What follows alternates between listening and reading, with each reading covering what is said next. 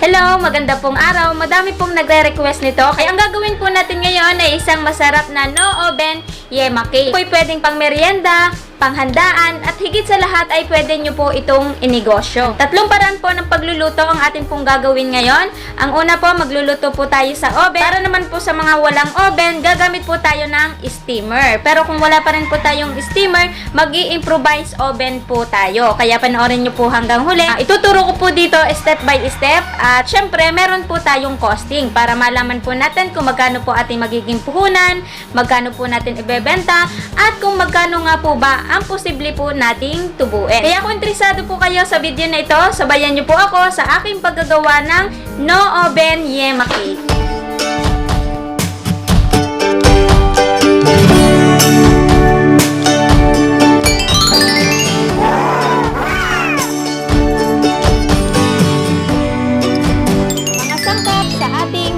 Cake. Gagamit po tayo ng 2.5 cup ng cake flour, pero pwede naman po kayong gumamit ng all-purpose flour.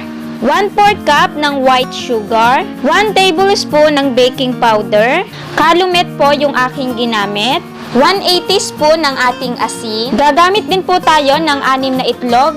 Ang size po nito ay large at pinaghiwalay ko na din po. 1/2 cup ng evap, kahit ano pong brand, pwede po yon. At pwede rin naman po kayong gumamit ng fresh milk. 1/2 cup ng oil. Gagamit din po tayo ng 1 tablespoon ng vanilla flavor. At gagawa po tayo ng ating meringue. Importante po ito kasi ito po yung magpapalambot po ng ating cake. Gagamit po tayo ng 6 egg white. Ito po yung pinaghiwalay po natin kanina. 1/4 cup ng white sugar. At gagamit din po tayo ng 1 teaspoon ng suka. Naglalagay po tayo nito para yung ating pong meringue ay maging matata. Pwede nyo pong isubstitute dito cream of tartar, lemon, o kaya naman po ay calamansi. Para naman po sa ating yema syrup, gagamit po tayo ng isang lata ng condensed, 390 grams po ito. Kahit ano pong brand, pwede po yon. At gagamit din po tayo ng tubig. Pag inalis na po yung ating condensed, dito din po tayo magtatakal ng isang puno ng tubig. 2 tablespoon ng cornstarch, 1 teaspoon ng vanilla flavor, 1 tablespoon ng butter or margarine. Gagamit din po tayo ng 1/16 teaspoon ng asin or kalahati po ng 1/8 teaspoon. Gagamit po tayo ng 2 itlog para po sa ating yema syrup at egg yolk lang po yung ating kukuhanin dito. At syempre, para naman po sa ating toppings, gagamit po tayo ng Eden cheese, pero kahit ano pong brand, pwede po yon. Kaya ngayon ay umpisahan na po natin ang paggagawa ng yema cake. Una po muna natin gagawin ay sasalain po muna natin itong ating mga dry ingredients para mabawasan po yung buo-buo. Ilagay na din po natin yung ating asukal, yung ating baking, at yung ating asin.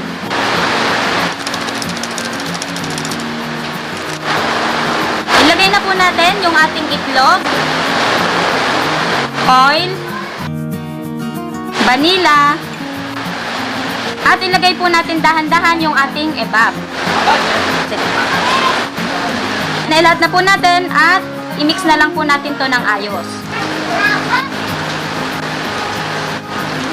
Magagawa po muna tayo ng ating meringue. Nagamit po ako ng hand mixer para mas mabilis po yung paggagawa po natin. Pero sa mga kamami ko po, wag po kayong mag-alala. Kung wala pa po kayong hand mixer, pwede naman po kayong gumamit ng wire whisk o kaya naman po ay tinidor. Makagawa pa rin po kayo nitong ating meringue. Meron po tayong video dyan ng icing.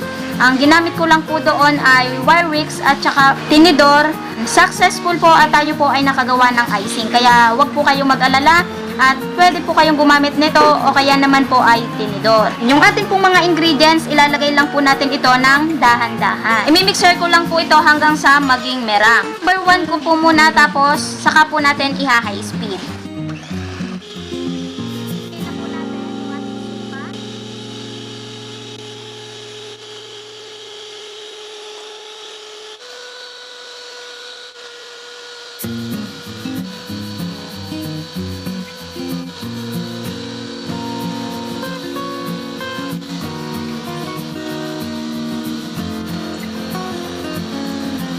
malakas lang po yung ating ulan, lalaksan lang po natin yung ating boses. Okay na po yung ating meringue. Kapag makinis na po, ay okay na po yun. At kapag itinagilid po natatapon. At pagsasamahin na din po natin itong ating butter, pero hindi po natin agad ilalahat. Maglalagay po muna tayo ng kaunti.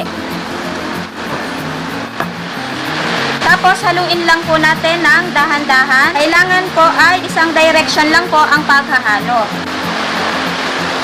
Mag-add po tayo ulit.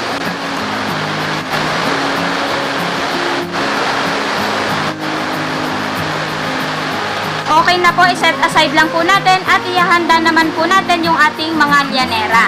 Bago po tayo maglagay ng ating butter, maglalagay po muna ako ng ating lard. Kung wala po kayong lard, pwede naman po kayong gumamit ng margarine o kaya naman ay oil or parchment paper. Para lang po hindi dumikit yung ating cake mamaya.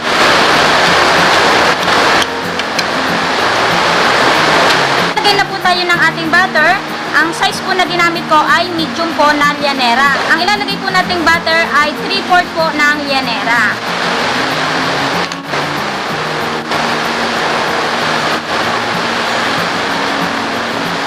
Tayo po ay nakasyam na piraso. Lutuin na po natin yung ating cake. Tatlong paraan po ang ating gagawin. Ang una po yung ating sa oven.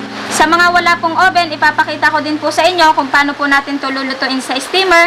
At kung wala pa rin naman po kayong steamer, mag-i-improvise oven po tayo. Ipapakita ko din po sa inyo. Kaya ngayon ay isasalang na po natin. Pero yung isasalang po natin sa ating steamer, tatakluban po muna natin ng foil. Tatlo po yung isasalang po natin sa ating steamer. Pero kung gagawin nyo po itong business para hindi po kayo magastusan, pwede po ninyo itong itago at sa susunod po ninyong paggagawa, magagamit nyo pa po. Or kung hindi naman po yon, pwede naman po maglagay na lang po kayo ng tela sa takip. Habang nagmi-mix po tayo ng ating butter, ay meron na po akong pinainit. Kaya ito ay isasalang na po natin. Kumukulo na po, kaya ilagay na po natin. I-steam lang po natin ito ng 30 minutes. Babalikan po natin yan. Tapos ang apoy po ay medium high lang po. At para naman po sa ating improvised oven, gagamit po tayo ng kaldero. Ito po ay pinainit ko na din. Kailangan po ay taklob na taklob para hindi po sumingaw yung init at maluto po ng ayos yung ating cake. Lalagyan nyo din po ng stand sa loob. Dito po natin ipapatong yung ating llanera. Kailangan po dito ay walang kawang po yung taklob para maluto po siya ng ayos. At yung ating pong apoy ay hihinaan po lamang. Alalay din po yung apoy dito kasi hindi po katulad nung sa ating sa oven ay meron pong adjust. Hindi po katulad dito. Balikan din po natin yan after 30 minutes. Isa lang naman po natin yung sa ating sa oven. Pinainit na din po natin yan. 160 degrees Celsius, up and down po yung apoy niya. At isinalang po natin yan sa 30 minutes. Salin na po natin. Balikan na lang po natin after 30 minutes. Okay, after 30 minutes, ay i-check na po natin kung okay na po ba yung ating yema cake. Luto na po. Hahanguin na din po natin yan, pero i-check po muna natin yung ating sa steamer at yung sa ating pong improvised oven. Unahin na po natin itong ating improvised oven. Okay, luto na rin po. Patay na po natin yung apoy. At ito naman po yung sa ating steamer. I-check na din po natin. Yan, luto na rin po yung sa steamer. Nahango na po natin yung ating cake. Ito po yung niluto natin sa ating oven na 4. Maganda po yung pagkakaluto niya, maumbok at brown po yung ibabaw niya. At yung amoy po ay nakakagutom. Sobrang amoy po ng mamon. At ito naman po sa ating steamer, medyo hindi lang po pantay yung ibabaw niya. Pag niluto po ninyo ito, dapat mas malakas po ang apoy sa medium high. Laksan nyo po ng kaunti. Naman po dalawa na niluto natin sa ating improvised oven, okay din po ang pagkakaluto niya. Yung ating pong tatlong paraan na pagluluto, ito po lahat ay pwede nyo pong gamitin. Kung ano po ang meron po sa bahay ninyo. Kasi naluto naman po natin siya ng ayos. Isasali naman po natin ito dito sa ating palamigan. Itanggalin na po natin sa llanera. Susunin lamang po natin ng bread knife sa gilid. Bango, nakakagutom.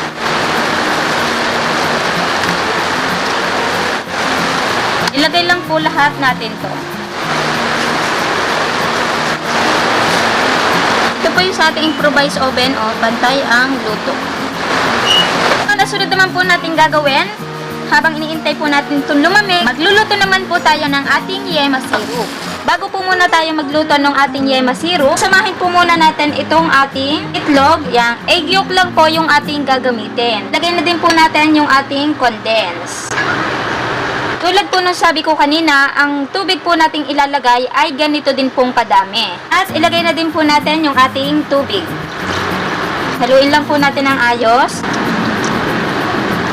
And kapag na-mix nyo na po, atin naman pong sasalain. Ito po para po mawala yung buo-buo po nung itlog. Para yung atin pong syrup mamaya ay wala pong buo-buo. At salain po ulit natin pabalik. Okay na po at isasalang naman po natin ito sa ating paglulutuan. Ilagay na din po natin yung ating vanilya, kaunting asin.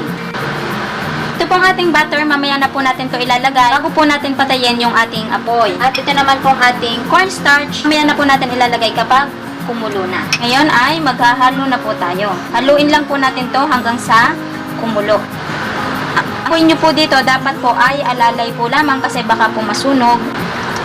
Pag alam nyo pong kumukulo na, pwede nyo na pong ilagay yung inyong cornstarch. At ito pong ating cornstarch ay kinanaw ko po sa 2 kutsarang tubig. Ihalo na po natin ng dahan-dahan at sabayan po natin ng halo. Ako po, maglalagay po ako ng kaunting food color po ng egg yellow. Pero ito po ay optional po lamang. Kung gusto nyo po ng medyo madilaw, pwede po kayong mag-add. Pero kung ayaw nyo naman po, pwede naman po kayong hindi maglagay. Maglalagay po ako ng kaunting po lamang. Kailangan lang po ay halo lang po kayo ng halo dito para maganda po ang kalabasan po ng inyong syrup. Hintayin na lang po natin itong lumapot. And okay na po yung lapot nito at ilagay na po natin yung ating butter. And naglalagay po ako ng butter kasi nakakapagpakintab din po ito ng ating syrup. Pagluluto po ng ating yema syrup, kung gusto nyo pa po ng mas malapot po yung sabaw, medyo tatagalan nyo pa po yung luto. Pero ang gusto ko po kasi yung sakto lang. Pag lumamig po kasi ito, ay lalapot pa po ito. Kaya tutunawin ko lang po itong butter at okay na po ito. 20 to 30 minutes ay meron na po kayong masarap na yema syrup. Set aside lang po natin to, hintayin natin lumamig at magbabalik po tayo. Okay, ngayon malamig na po yung ating yema syrup at malamig na din po itong ating cake. Maglalagay naman po tayo sa ating tub. Ang size po nitong ating tub ay 750 ml. Ilagay lang po natin to lahat. Ito po yung luto natin sa oven. Ito pong nasa unahan. Ganda po ng pagkakaluto. At ito naman po yung sa ating improvised oven. Ayan, ang ganda rin po. At ito naman po yung sa ating sa steam. Pakita ko lang ng malapitan. Ang sunod naman po natin gagawin ay maglalagay naman po tayo ng ating yema syrup. Ganda po ng kulay. 1/3 cup po ang aking gagamitin na panukat.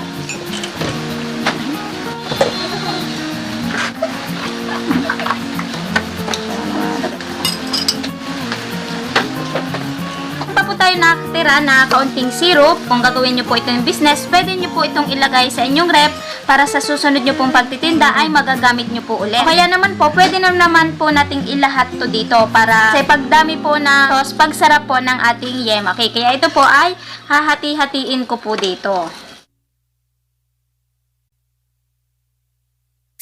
Lagyan na po natin ng ating yema syrup at sobrang ganda, sobrang kinis, wala pong buo-buo. Ngayon, nasunod naman po natin gagawin ay maglalagay naman po tayo ng ating toppings na cheese.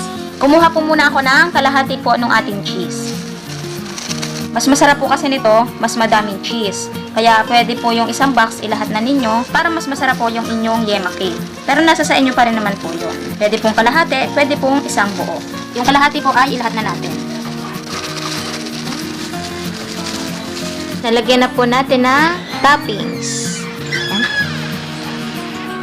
Ngayon, lagyan naman po natin ng takip. At maglalagay naman po tayo ng ating label. Katulad po nung ating mga nakakaraang video, mas maganda po kung lalagyan nyo ng label kung gagawin nyo po itong business. May pangalan po natin, Tipid Tips at Iba Pa, Homemade Yema Cake, at meron po tayong cellphone number para kung may gusto pong umorder sa atin o mag-reseller, ay makokontak po tayo kaagad. Sa mga nagtatanong po kung paano po magawa ng label, pwede po kayong pumunta sa mga computer shop. Sabihin nyo lang po, magpapagawa po kayo ng label kung ano po yung ipapagawa nyo. Pero kung marunong naman po kayong magawa sa Word, mas okay po na kayo na lang po yung maggawa. Para ang babayaran nyo po sa computer shop ay print na lamang po. Bayad din po kasi yung pagpapagawa. Halimbawa, magpapagawa po kayo sa computer shop, mas maganda po kung magdadala po kayo ng USB kung meron po kayo, o kaya naman po ay ipasave po ninyo sa inyong cellphone. Para isang bayad na lang po ang inyong gagawin. Tapos kapag magpapaprint po ulit kayo, dadalhin nyo lang po kung saan po ninyo isinave at print na lamang po ang babayadan ninyo. Kasi kung hindi nyo po ipapasave yon, kada magpapagawa po kayo ng label, lagi po kayong babayad. Kaya yun nga po yung advice namin, kung kayo magpapagawa sa computer shop, save nyo po sa inyong cellphone para pag gagamitin nyo po ulit ay i-edit na lang or ipapiprint nyo na lamang po. Para mas maganda po yung ating produkto, lagyan po natin ng seal. Kaya lang, maliit lang po yung tape ko na dito, ubos na yung malapad. Dapat po ay mga ganitong kalapat. Para yung ating pong takip at yung ating tab ay sakop na sakop po pag idinikit po natin. Katulad po nito, bigyan ko lang po kayo na halimbawa. Yan, ganun po ang magiging itsura niya. Yan, para po presentable po, tingnan yung ating Yema cake. Okay, bago po tayo mag-costing, titikman lang po natin ito ng mabilis po lamang. Tikman po lahat natin yung luto po natin sa oven, sa steamer, at dun po sa ating improvised oven. Kasi tanda ko naman po dito kung saan po sila nakapwesto o nakalagay. Ito pong una natin titikman ay ito po yung sa ating oven. At ito naman po yung sa ating sa steamer. Ang lambot. At ito po yung sa ating improvised oven. Ang lambot. Ang sarap din po ng luto dito sa ating improvised oven. Malambot din po yon. At masarap po talaga silang lahat. Masarap po yung ating cake. Malambot po yon. At yung ating syrup, sobrang linamnam po nun. Hindi po ganong katamisan. Kasi yung ating pong cake, kaunting asukal lang po inilagay natin. Kasi maglalagay pa naman po tayo ng syrup sa ibabaw. Kaya tayo tigka-kaunti lang po yung ating inilagay. Kaya ito pong timplang ito ay saktong-sakto po lamang. At sobrang creamy po nitong ating Yema cake. At ngayon, nasunod naman po natin gagawin ay magko-costing naman po tayo para malaman po natin kung magkano nga po ba magiging puhunan natin dito, kung magkano po natin ibebenta, at kung magkano nga po ba ang posible po nating tubuin. Pero bago po muna tayo mag-umpisa sa ating pagko-costing, yung lagi ko po ulit sinasabi, ito pong pagko-costing natin ay depende po sa lugar natin kasi iba't ibang presyo naman po yung ating nabibili, iba't ibang oras, iba't ibang araw. Kaya magko-costing din po kayo na sa inyo. At yung atin pong pagpepresyo, yun po ay depende din po sa lugar natin. Binibigyan ko po kayo ng idea kung paano po natin i-costing yung atin pong mga produkto. Yung pong pagko-costing ngayon ay pagsasama-samahin na po natin kasi yung atin naman pong syrup ay naubos naman po natin lahat. Kaya ngayon, umpisahan po natin sa ating cake flour, 2.5 cup, 13 pesos. Sa atin pong itlog, 8 piraso, 56 pesos. Asukal, 1/2 cup, 5 pesos. Sama-samahin na po natin yung ating baking powder, asin, vanilla. Kasi tigka-kaunti lang naman po yung ating ginamit. Tuusin na lang po natin sa 5 pesos. Yung atin pong food color, oil, butter, at suka, tuusin na lang po natin sa 10 pesos. Pinagsama-sama na din po natin kasi tigka-kaunti lang naman po yung ating inilagay. Sa atin pong iba, 14 pesos, 240 ml po yung ating ginamit. Isang lata po ng condensed, 32 pesos. At kalahati po ng cheese na ginamit po natin sa pan-toppings, 25 pesos. Kaya ang total po lahat ng ating puhunan ay 160 pesos. Ngayon, mag-plus na din po tayo ng other expenses. Simulan po natin sa ating gas at kuryente. Yan, tuusin na lang po natin sa 40 pesos. At mag-plus na din po tayo ng ating container na mga pinaglagyan, 9 na piraso, 650 po ang isa. Bali, 58.50 po ang total. Pero tuusin na lang po natin sa 59 pesos para wala pong putal at madali pong tuusin. Mag-plus na lang po tayo ng 20 pesos para po sa ating label at dito po sa tape natin pong ilalagay sa gilid. Mag-plus na din po tayo ng 40 pesos para po sa ating label kasi isang oras kayang-kaya po itong gawin. Kaya ang total po lahat ng ating puhunan ay 319 pesos. Ngayon, para malaman po natin kung magkano nga po ba ang puhunan kada isang tab, yung ating pong 319, i-divide po natin sa siyam na nagawa. Kaya ang puhunan po kada isang tab ay 35.44. Ito po pwede nyo pong ibenta ng 70 hanggang 90 pesos. Pero ay depende pa rin po sa lugar ninyo kung magkano po ang bentahan sa inyo. Pero dito po sa lugar namin, ito po ay pwede kong ibenta ng 80 pesos. Kaya yung ating pong 80 pesos, i-times 9 po natin. Kaya tayo po dito ay bebenta ng 720 pesos. Ngayon, i-minus po natin yung ating puhunan na 319 pesos. Kaya tayo po ay tutubo pa. 101 po ang posible po nating tubuin. Ayun po ay sa 2.5 cup lamang po yun. Wala pa pong kalahating kilo. Diba, laki po ng ating tutubuin. Ito po hindi po imposible na maipaubos nyo po ito. Sasamahan nyo lang po na sipag at siguradong ito po ay mapapaubos ninyo. Halimbawa po, porsigido po talaga kayong magtinda o kumita, araw-araw nyo pong napapaubos. Ito pong ating siyam na tab. Ating pong 401, i-times po natin sa 30 days. Kaya tayo po ay posibleng tumubo ng 12,030 pesos. Wow! Diba? Ang laki po ng tubuan. Basta sasamahan nyo lang po ng diskarte. Di po imposible na kitain nyo po yung ganung halaga o higit pa. Ito pong pagtitinda natin o kahit anong pong produkto ang ating itinda, basta aalagaan lang po natin. At pag meron pong isang nakabili sa inyo, nasarapan po sa inyong produkto, siya na po mismo ang magkakalat na sa tindahan na yon ay meron pong masarap na yema cake o meron pong masarap na mga kakanin. At siguradong kayo po ay kikita. Ito po pwede nyo pong ipa-order online. Halimbawa po sa ating mga FB, i-post nyo po doon. Sa ating pong mga katrabaho, sa ating pong mga kaibigan, kapitbahay, at higit sa lahat ay pwede po natin itong itinda kahit sa harap lang po ng ating bahay. Katulad po nung ating mga nakakaraang video, ito po pwede nyo pong samahan ng ating leche plan o kaya nung ating pong Choco Moist Cake in a tub, pwede nyo po itong isabay. Pero bago po yun, bago nyo po umpisahan yun, kailangan ay gamayin nyo po muna ang isang produkto para hindi po kayo mahirapan. Pwede rin po kayong kumuha ng reseller para meron po kayong katulong sa pagtitinda para bumalik po agad yung inyong puhunan o yung inyong tubo. Basta sasamahan nyo lang ng diskarte, siguradong kayo po ay kikita. At ngayon, bago po magtapos ang video na ito, shoutout lang po muna ako ng mabilis po lamang. Shoutout po kay Ma'am Jenny B. Casenia. Papasalamat po siya sa ating mga tipid tips o kaya sa ating mga recipe. Kasi ngayon kumikita na daw po siya kahit nasa bahay po lamang. At itinitinda niya po yung ating skinless longganisa at yung ating pong homemade Shanghai. Yan, shoutout po sa inyo Ma'am Jenny B. Casenia at sana po ay lumago po ang inyong business. At shoutout na din po kay Sir Andrew Robles. Nagpapasalamat po siya sa ating mga recipe. At shoutout po sa mga taga Naga City at shoutout na din po kay Sir Andrew Robles. Yan, marami pong salamat. Shoutout na din po kay Marites Silva. Yung ating daw pong pork longganisa, gustuhan daw po ng mga anak niya. Na-inspire daw po siya sa ating mga video at nagtitinda na din daw po siya nung ating mga recipe. Shoutout po sa inyo, Ma'am Marites Silva. Shoutout na din po kay Ma'am Arlene Buduan. Nagpapasalamat po siya sa ating mga video.